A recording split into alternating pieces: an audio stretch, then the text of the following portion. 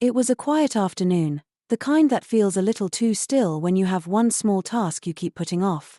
Not because it is difficult, just because it involves a phone call. I had been meaning to call customer service for 3 days. It was nothing serious. Just a small problem with an order. A simple question, really. The kind of thing that should take 5 minutes. Still, I made tea first. Then checked my email. Then looked at the number for a while as if it might solve itself. Eventually, when there was nothing left to delay with dignity, I made the call. A recorded voice answered. Then another. Then music. Soft, patient, slightly lonely music. The kind that makes time feel longer than it really is. I stood by the window and waited. When a real person finally came on the line, her voice was gentle. Clear. A little tired, maybe, but kind. And that was enough to make everything easier. I sat down at once, as if kindness itself required better posture. She asked for my order number. My address. A few details I had carefully prepared and then nearly forgotten the moment she asked. Still, we got through it. Slowly. Without any trouble. That was the nice part. Nothing dramatic happened. No confusion. No awkward silence. No sorry, can you repeat that, 5 times in a row.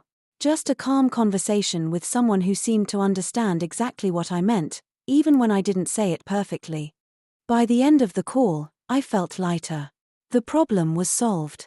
The replacement was coming. Everything was fine. She explained the last detail, asked if there was anything else I needed, and I said no. Then she said it. One of those warm, automatic closing lines people say at the end of a helpful call.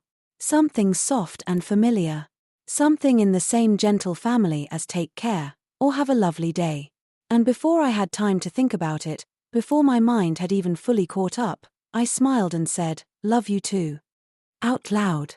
Clearly. Into the phone. To customer service. The moment after that was not long.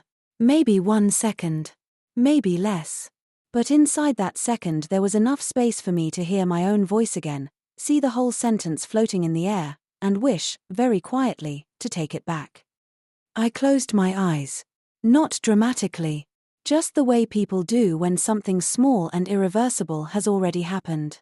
The tea beside me had gone completely untouched. The room was still. My hand stayed frozen around the phone. On the other end, she paused too. Not in horror. Not in confusion. Just a tiny pause, light enough to leave the moment open. Then she gave the smallest laugh. A warm one. Almost hidden. And in the gentlest voice, she said, "Thank you." Not excuse me. Not sorry.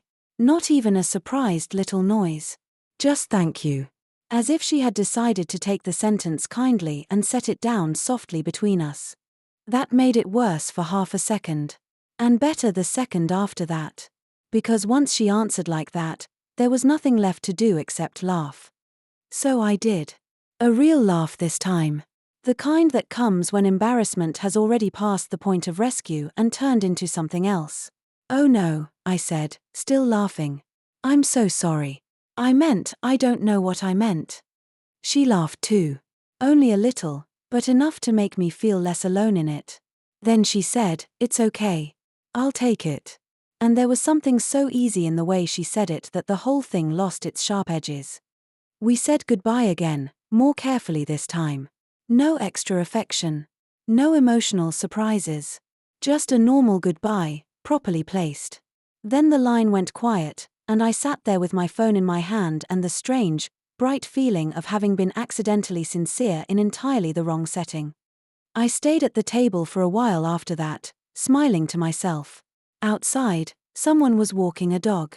A car moved slowly past. The light on the window had started to change. Everything looked ordinary again, which somehow made the whole moment feel even softer.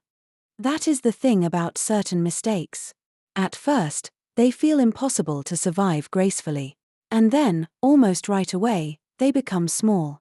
Not because they disappear, but because kindness meets them halfway.